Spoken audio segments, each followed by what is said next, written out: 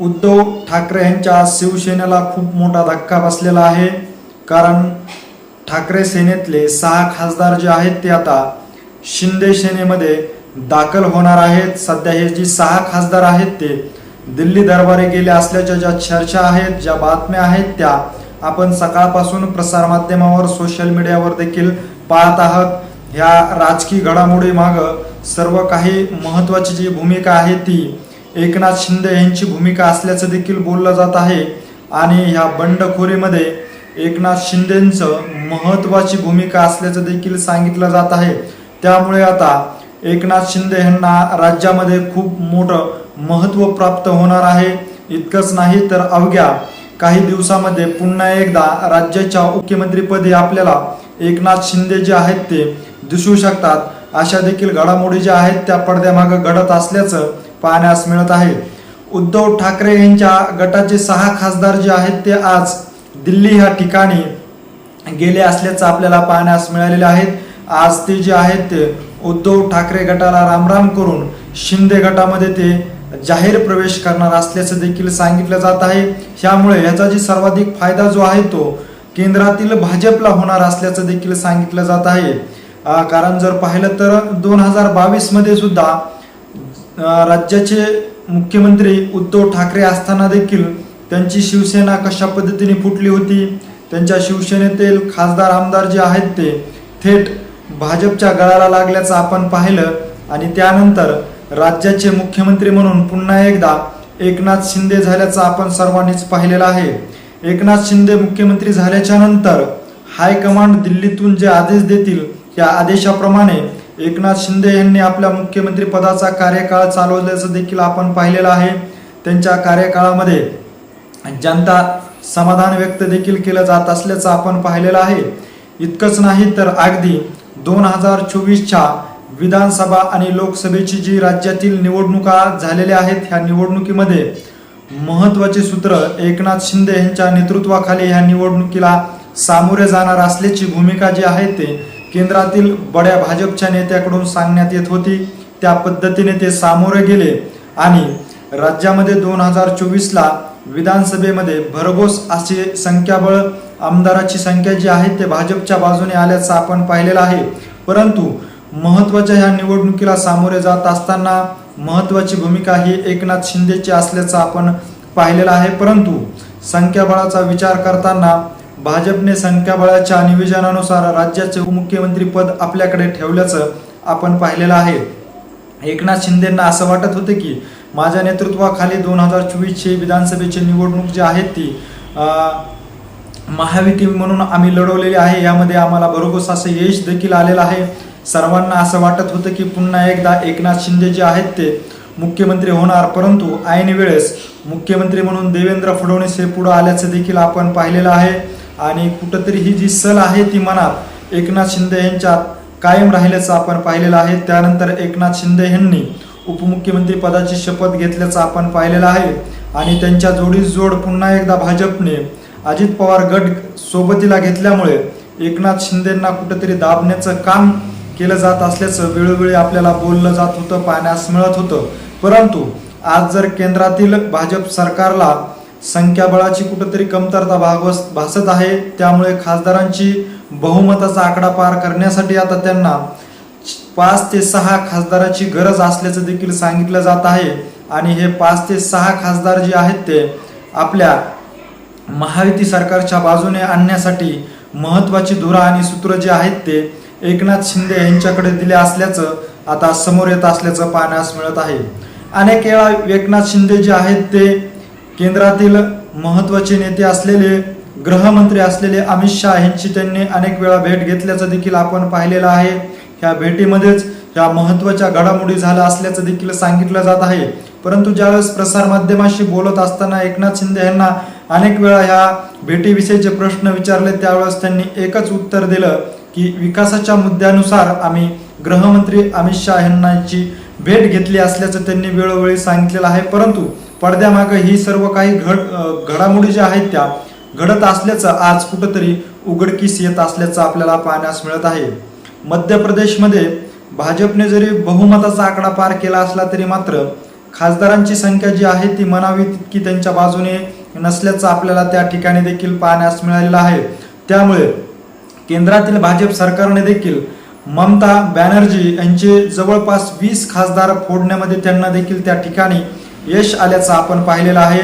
त्यांच्या गळाला जवळपास 20 खासदार लागलेले आहेत आणि आता ह्या 20 खासदारांचा एक वेगळा गट तयार करून तो गट जे आहे ते भाजपला केंद्रामध्ये पाठिंबा देणार असल्याचं सांगितलं जात आहे आणि काही महत्त्वाचे विषय जे आहेत ते पारित करण्यासाठी भाजपला बहुमताचा आकडा असणं अत्यंत गरजेचा होता। तो आकडा त्यांच्या बाजूने राहत नव्हता। यावेळेस 2 विधेयक मंजूर करायचे होते, परंतु त्या दोन्ही विधेयक मंजूर करण्यासाठी भाजपच्या विरोधामध्ये आपल्याला खासदार संपूर्ण गेल्याचं पाहण्यास मिळालेलं आहे। त्यांना बहुमताचा आकडा मिळवण्यासाठी त्या ठिकाणी देखील अपयश आलं होतं आणि त्या ठिकाणी अमित शहा आणि मोदींचा कुठेतरी अपमान झाल्याचं आपल्याला पाहण्यास मिळालेलं होतं। कारण जर पाहिलं तर अनेक राज्यामध्ये भाजपचं सरकार आहे, केंद्रामध्ये भाजपची सत्ता आहे आणि हे सर्व काही असताना 2 विधेयक पारित करण्यासाठी बहुमताचा आकडा जो आहे तो भाजपला मिळाला नसल्यामुळे त्या दिवसापासूनच कुठंतरी मोदी आणि अमित शहा यांनी एक मनाशी गाठ बाळगली असावी असं देखील बोललं जात आहे आणि बहुमताचा आकडा पार करण्यासाठी महायुतीमध्ये आणि भाजपला किती खासदार पाठिंबा देऊ शकतात, किती खासदार फुटले जाऊ शकतात ह्याची कुठंतरी त्यांनी रणनीती आखूनच ही सर्व काही घडामोड आहे ती घडवली असल्याचं देखील बोललं जात आहे आणि राज्यातील जवळपास 5 ते 6 खासदार जे आहेत ते फोडण्याची जबाबदारी जी आहे ती एकनाथ शिंदेकडे अमित शहा यांनी दिली असल्याचं देखील सांगितलं जात आहे आणि दिलेली जी जबाबदारी आहे ती आज एकनाथ शिंदे यांनी अगदी चोखपणे पार पाडल्याचं आपल्याला पाहण्यास मिळालेलं आहे। उद्धव ठाकरे सेने गटाचे 6 खासदार जे आहेत ते एकनाथ शिंदे यांच्या गळाला लागल्याचं आज आपण पाहिलेलं आहे आणि हे जी 6 खासदार जे आहेत ते आज दिल्ली दरबारी हजेरी लावित असल्याचं देखील आपल्याला पाहण्यास मिळत आहे आणि ह्या बदल्यामध्ये आता एकनाथ शिंदे जे आहेत ते आता राज्याचे मुख्यमंत्री पद जे आहे ते पुन्हा एकदा आपल्या बाजूने यावे ही देखील मागणी लावून धरू शकतात असं देखील बोललं जात आहे आणि अमित शहा जे आहेत ते पुन्हा एकदा ही जी मागणी आहे ती एकनाथ शिंदे यांची नक्कीच मंजूर करतील असं देखील बोललं जात आहे। कारण जर दुसरीकडं पाहिलं आणि दुसरी जर बाजू पाहिली तर 2029च्या येणाऱ्या लोकसभा आणि विधानसभेच्या निवडणुकी असतील, ह्यामध्ये आता भाजपचे पंतप्रधानाचा चेहरा म्हणून कुठंतरी आता हळूहळू देवेंद्र फडणवीस यांचं नाव जे आहे ते चर्चेत येत असल्याचं देखील सांगितलं जात आहे।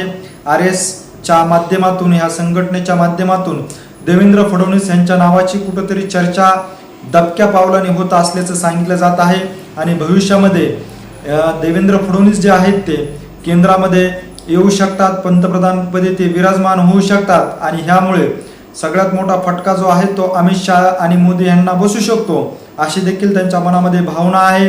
त्यामुळे राज्यामध्ये मुख्यमंत्र्याच्या पदावर विराजमान असलेले देवेंद्र फडणवीस यांना कुठेतरी दाबविण्यासाठी अमित शहा आणि मोदीजी जे आहेत ते पुन्हा एकदा महाराष्ट्रामध्ये मुख्यमंत्र्याच्या खुर्चीवर एकनाथ शिंदे यांना विराजमान नक्कीच करतील अशी देखील चर्चा जी आहे ती आता जोरदार होत असल्याचं पाहण्यास मिळत आहे आणि एकनाथ शिंदेंनी ज्या पद्धतीने अमित शहा यांनी त्यांच्यावर जबाबदारी टाकली होती अगदी त्यांनी चोखपणे ही जबाबदारी पार पाडून आज शिंदे गटामध्ये उद्धव ठाकरे गटाचे 6 खासदार जे आहेत ते त्यांनी आणल्याचं आज आपल्याला पाहण्यास मिळत आहे। अगदी उद्धव ठाकरे गटाचे विश्वासू खासदार असलेले हे खासदार फोडण्यामध्ये एकनाथ शिंदे यांना यश आल्याचं आज आपल्याला पाहण्यास मिळालेलं आहे। त्यामुळे पुन्हा एकदा राज्यामध्ये मुख्यमंत्र्याच्या खुर्चीवर आपल्याला एकनाथ शिंदे जे आहेत ते मुख्यमंत्री म्हणून पुन्हा एकदा विराजमान होतील असं देखील पाहण्यास लवकरच मिळू शकतंय आणि आज हे जी 6 खासदार आहेत ते शिंदे गटामध्ये गेल्यामुळे केंद्रातील भाजप सरकारची ताकद वाढलेली आहे आणि जे विधायक जे आहेत ते बहुसंख्येमुळे कुठंतरी त्यांना त्या ठिकाणी पारित करता आलं नव्हतं, ती जी 2 विधायक आहेत ते आता येऊ घातलेल्या पावसाळी अधिवेशनाच्या पार्श्वभूमीवर ते मंजूर करू शकतात अशी देखील चर्चा होत आहे। त्या अनुषंगानेच मोदीजी आणि अमित शहा यांनी या सर्व काही घडामोडी घडून आणल्या असल्याचं देखील सांगितलं जात आहे। परंतु आता 6 खासदारांनी उद्धव ठाकरे सेनेला रामराम ठोकल्यामुळे आता राज्यातील आणि केंद्रातील जी उद्धव ठाकरेंची ताकद आहे ती कुठेतरी आता कमी होत आहे। याचबरोबर आज 6 खासदार आलेले आहेत आणि उद्या जर राज्याच्या मुख्यमंत्रीपदी एकनाथ शिंदे यांना जर विराजमान केलं तर उद्धव ठाकरे गटातील जवळपास 14 आमदार देखील एकनाथ शिंदे यांच्या संपर्कामध्ये असल्याचं देखील सांगितलं जात आहे। त्यामुळे आता राज्यामध्ये चांगलाच एक नवीन भूकंप घडण्याचं, राजकीय भूकंप म्हणून आपण त्याला, तो घडणार असल्याचं देखील आता बोललं जात आहे। आणि पुन्हा एकदा एकनाथ शिंदे मुख्यमंत्री पदाची शपथ घेताना आपल्याला लवकरच पाहण्यास मिळणार आहे। त्यामुळे आज उद्धव ठाकरे गटाचे 6 खासदार फुटले असले तरी याचा सर्वाधिक धक्का जो आहे तो आता उद्धव ठाकरे यांना न बसता देवेंद्र फडणवीस यांना अधिकचा धक्का जो आहे तो बसणार असल्याचं बोललं जात आहे। आणि हे ज्या पडद्यामागे जी घडणाऱ्या ह्या सर्व काही घडामोडी आहेत त्या आता पडद्याच्या पुढं लवकरच येणार असल्याचं देखील सांगितलं जात आहे। एकंदरीत आज ह्या ज्या काही घडामोडी घडलेल्या आहेत ह्या घडामोडीविषयी नेमकं तुम्हाला काय वाटतंय हे आम्हाला आमच्या कमेंट बॉक्समध्ये नक्की कळवा। अशीच माहिती जर तुम्हाला वेळोवेळी जाणून घ्यायची असेल आणि तुम्ही अजूनही आमच्या चॅनलला जर सबस्क्राईब केलं नसेल तर नक्की सबस्क्राईब करा। धन्यवाद।